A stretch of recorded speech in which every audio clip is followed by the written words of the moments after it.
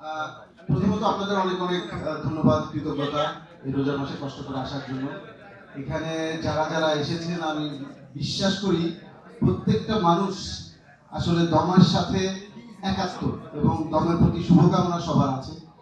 এবং এই সিনেমাটা আসলে দীর্ঘদিন ধরে আসলে দম ধরে রাখার প্রস্তুতির সিনেমা সত্যিকার অর্থে।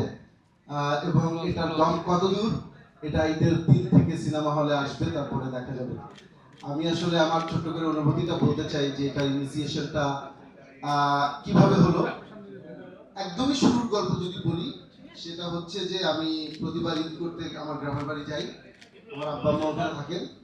তো প্রতিবার যেটা হয় যে পত্রিকাগুলোর যে ঈদ সংখ্যা বের হয়, এই ঈদ সংখ্যাগুলো আমার বাবার জন্য নিয়ে যায় পড়ার জন্য। তো প্রথম আলোর ঈদ সংখ্যা 2023। তো আমি আমার বাসার রুফটপে বসে বসে এটা পড়ছিলাম, এটা নিয়ে গেছিলাম আব্বা বাবার জন্য। তো একটা গল্প পড়তে পড়তে আমি ওই সময় হঠাৎ আমার কি একটা অদ্ভুত, তখন আমি অন্য সিনেমার গল্প অলরেডি আমি নিজে নিজে সিদ্ধান্ত নিয়েছি যে অনেক বছর পর সিনেমা বানাবো। কিন্তু এই গল্পটা পড়ার পরে হঠাৎ করে দেখলাম যে আমার অনেক কান্না পাচ্ছে। ওই সময় আমার মনে হলো যে এটা আসলে আমি করতে চাই। আমি প্রথম ফোনটা আমি আসলে আমার প্রিয় বন্ধু সহকর্মী জাভেদ সুলতান পিয়াসকে দিয়েছিলাম। আমি বলেছিলাম এরকম একটা গল্প, খুব ইন্সপায়ার্ড হয়েছি। দেন ঈদ সংখ্যার সম্পাদক সাজ্জাদ ভাইকে বলেছিলাম। তো এই যে একটা আপনারা জানেন একটা ইন্সপায়ার্ড বাই ট্রু স্টোরি, একটা চরিত্রের উপরে বেস করে এই গল্পটা পাবলিশ হয়েছিল, রিয়াদ লিখেছিল। তো এই চরিত্রের সাথে যখন আমি মিশি এবং সেটা একটা দীর্ঘদিনের জার্নি ছিল, খুবই অদ্ভুত একটা অনুভূতি।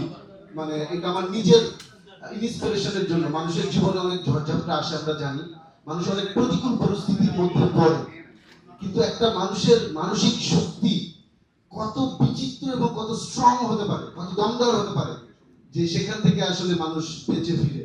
এটা আমার নিজের পার্সোনাল জার্নির সাথে খুব অ্যাটাচড হয়ে যায়, কারণ আমাদের সবার জীবনে স্ট্রাগল আছে, আমরা জানি সেখান থেকে আমরা কিভাবে বের হয়ে আসি।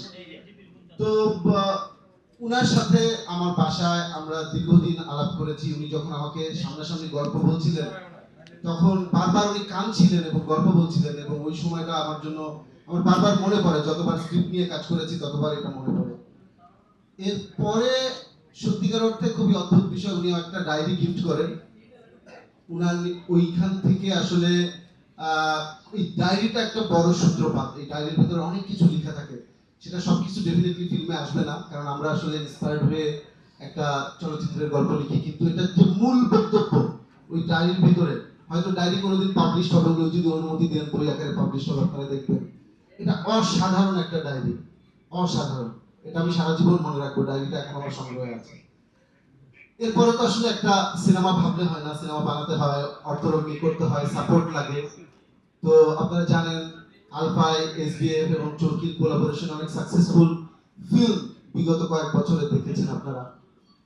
তো স্বাভাবিকভাবেই আমাদের প্রিয় প্রযোজক, তাকে আমরা বলি শাহরিয়ার শাকিল, শাকিল ভাইকে বলার পরে এই গল্প উনি শুরুতেই যে একটা অসাধারণ ব্যাপার, এবং অন্যান্য প্রডিউসারের কাছে যে যখন আমি গল্প পিচ করি তারাও খুব মানে আমাকে ইন্সপায়ার করে যে এরকম গল্প তো শুরু। তো এইটাই হচ্ছে যে দমের জার্নির শুরুটা, এবং সবাই আস্তে আস্তে একাত্ম হওয়া শুরু করে। এবং আপনারা জানেন যে এটা অনেক আগে, হ্যাঁ, আমরা এটাকে ঘোষণাও করি। এরপরে একটা বড় লং জার্নি, স্ক্রিপ্ট রাইটিং অনেক সময় যায়, কারণ এটা আমরা 5th ড্রাফটে শুটিং করেছি। এটার সাথে অনেক বাংলাদেশের অনেক ভালো ভালো মেধাবী নির্মাতা এবং রাইটার যুক্ত হয়েছে আছে রাইটার হিসেবে, এবং আমরা বারবার বসেছি, ঝগড়া করেছি, নিজেদের মধ্যে চিৎকার চেঁচামেচি করেছি, এবং শেষ পর্যন্ত হয়তো একটা ড্রাফটে এসে পৌঁছাতে পেরেছি। পরবর্তীতে আসলে এই সিনেমাতে আমি নিজে তো অভিনয় করে আসলে বুঝাতে পারবো না যে কেমন দল। স্বাভাবিকভাবে আমাদের আসলে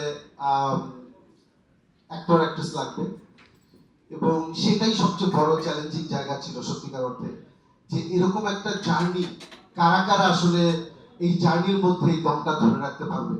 আমি শুরু থেকে একটা কথা বলছিলাম যে এই সিনেমাটা না মানে অনেক চেষ্টা করে বানানো যাবে না, অনেক টাকা থাকলেও এই সিনেমা বানানো যাবে না, অনেক মানুষ যুক্ত হলেও এই সিনেমা বানানো যাবে না।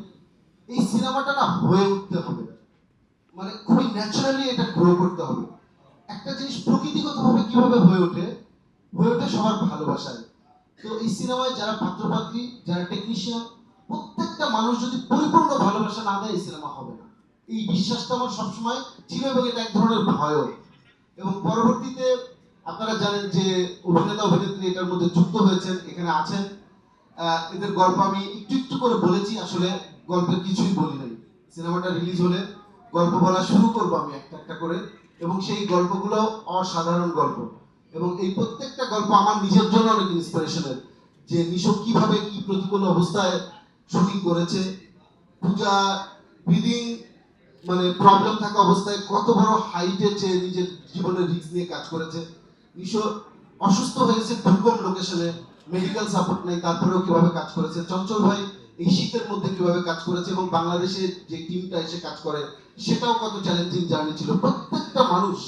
এবং স্পেশালি আমরা জানেন যে আপনাদের কাছ থেকে দোয়া নিয়ে গিয়েছিলাম প্রেস কনফারেন্স থেকে কাজাকিস্তানের এত টাফ লোকেশনে, টাফ ওয়েদারে, -7 -8 এরকম টেম্পারেচারে কাজ করা, বেশিরভাগ বিদেশি টেকনিশিয়ানের সাথে কাজ করা, ল্যাঙ্গুয়েজ ব্যারিয়ার, স্পেশালি আমাদের টেকনিশিয়ানদের 90% ছিল রাশিয়ান ল্যাঙ্গুয়েজে কথা বলে, 2-3 জন ইংলিশ জানতো। খুবই অদ্ভুত একটা কমিউনিকেশন আমাদের মধ্যে ডেভেলপ করলো, না রাশিয়ান, না ইংলিশ, না বাংলা, এটা একটা ফিল্মি ল্যাঙ্গুয়েজ। এবং আমরা সবাই এই ল্যাঙ্গুয়েজটা তখনই তৈরি হয় যখন বিশ্বাস তৈরি হয়, এবং সবাই যখন একটা জিনিসে বিশ্বাস করে যে এই দম সিনেমাটা আসলে হয়ে উঠতে হবে। এবং আমাদের ডিওপি মিখাইল থেকে শুরু করে গ্যাফার, আইনুর, আমাদের এডি টিম, আমাদের প্রত্যেকটা এইচওডি এবং প্রত্যেকটা ক্রু কি অমানসিক পরিশ্রম করে কাজটা যে করেছে, এই গল্প এত অল্প পরিসরে বলা যাবে না। শুধু এটুকু বলে রাখি যে এই সিনেমাটা বাংলাদেশের জন্য অবশ্যই একটা গুরুত্বপূর্ণ সিনেমা হতে পারে, এবং ওয়ার্ল্ড মার্কেটে মানে পাল্লা দেওয়ার জন্য যে আমাদের যে সিনেমাগুলো দরকার, এই সিনেমাগুলো আমি মনে করি সেই জায়গায় পৌঁছাতে পারে। আপনাদের সবার সাপোর্ট লাগবে, ভালোবাসা লাগবে।